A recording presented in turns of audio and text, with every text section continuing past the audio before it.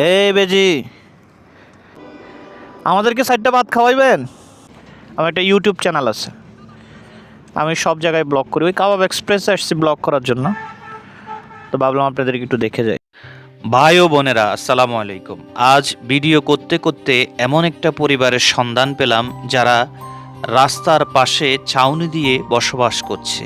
এদের কোনো স্থায়ী ঠিকানা নেই। আজ এখানে, কাল আবার অন্য কোথাও। আমাদের জন্য যেটা শুধু রাস্তা, ওদের জন্য সেটাই ঘর। আমার আপু কি রান্তেছে? মাশাল্লাহ মাশাল্লাহ, মাছ রান্না হইতেছে। তাহলে আজকে আমাদের দুজনকে খাওয়াইবেন? হ্যাঁ,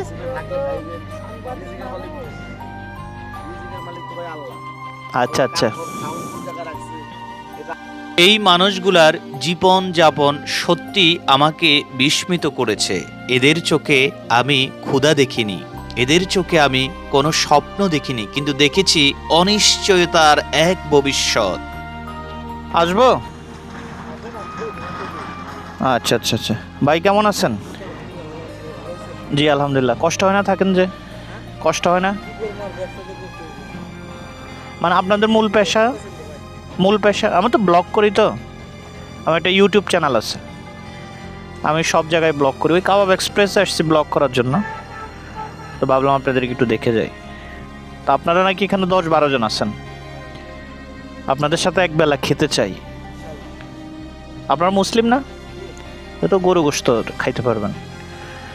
আচ্ছা, আমি আপনাদের নাম্বার নিব, ওই ভাইয়ের সাথে যোগাযোগ করব।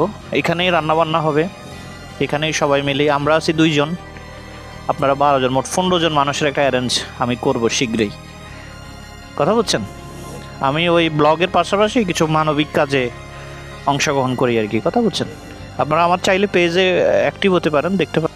আমাদের দেশে বহু মানুষ রাজপ্রাসাদে থাকে, এসি রুমে থাকে, আর খোলা আকাশের নিচে ছাউনি দিয়ে, ত্রিপাল দিয়ে এই মানুষগুলা এখানে থাকছেন মাসকে মাস, বছরকে বছর।